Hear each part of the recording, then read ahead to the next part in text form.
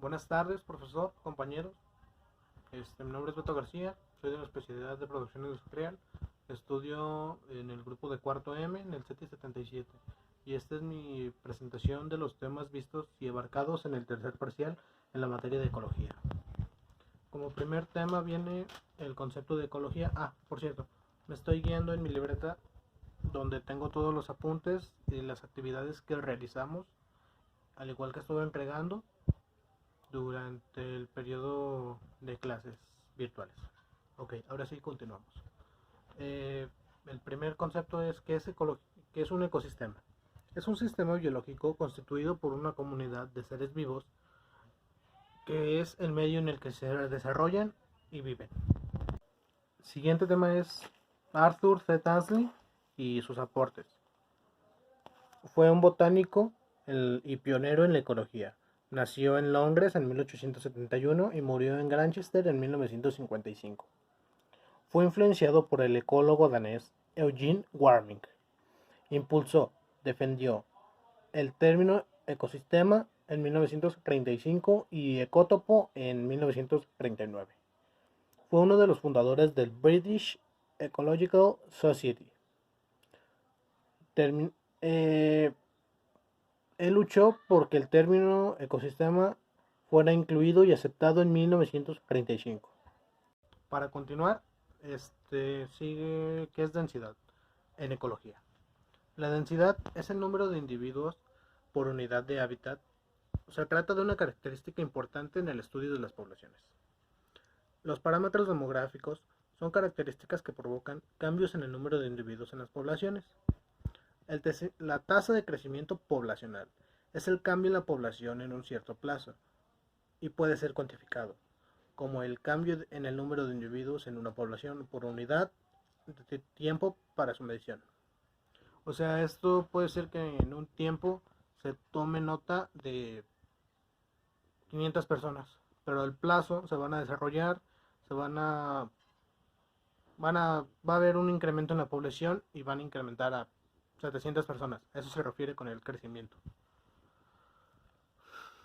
La riqueza de especies es el número total de especies, animales, plantas, etcétera, que se encuentran en un hábitat o ecosistema. La estructura de la comunidad ecológica es el estudio de las interacciones de las especies en comunidades en muchas escalas espaciales y temporales, incluida la distribución, abundancia y variados. Concepto y diferencia del ecosistema natural, rural y urbano. Ok, el sistema natural es aquel que no ha sufrido daños o alteraciones por los humanos y se conserva tal cual, como fue encontrado. Y sus características son que es propiedad de la naturaleza, es totalmente contrario a lo artificial y contiene datos importantes que son muy específicos. A continuación sigue el ecosistema rural, que ese pues tiene una baja población, está alejado de la sociedad y sí ha sufrido alteraciones o cambios por los humanos. Tiene baja población, como ya lo comenté, es una población dispersa y viven entre 1000 y 2000 habitantes, al igual que su sistema de comunicaciones no es muy bueno, no es como uno urbano,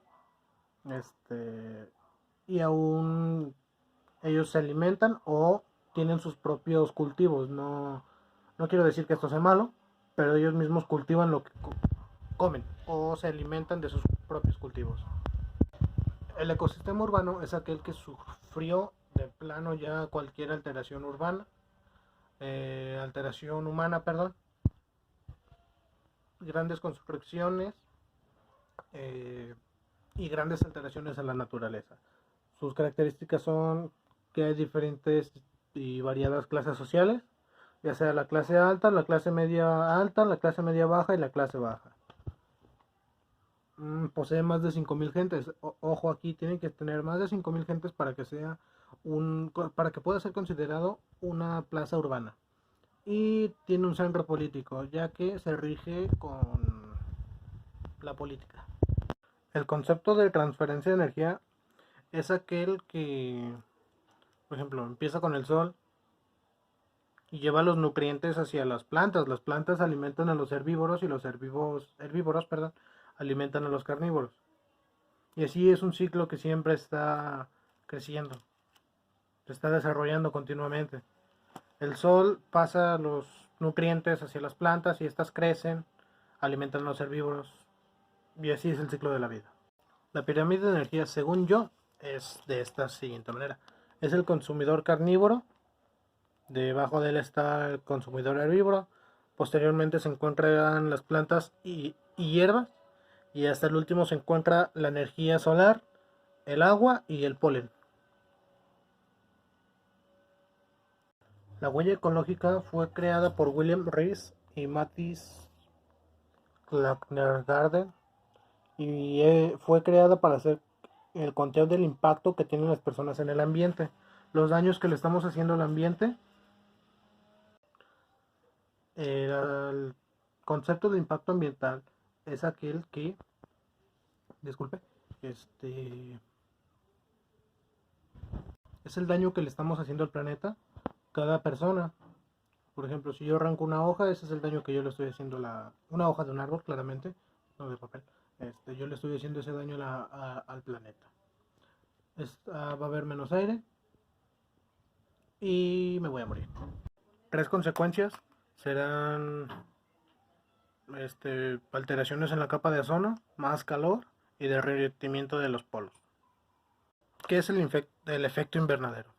El efecto invernadero es aquel que se produce gracias a los químicos que traen los aerosoles que usamos, ya sea para desinfectar una planta, que no se le haga una plaga, o los sprays en aerosol para el peinado. Esos también sirven, los desodorantes, es todo aquel químico que se evapora y se va a la atmósfera y con el paso del tiempo le hace un daño irreversible a la atmósfera, haciendo que entre más sol y aumente el calor y así aumente el derretimiento de los polos y aumente el nivel de agua en el mundo.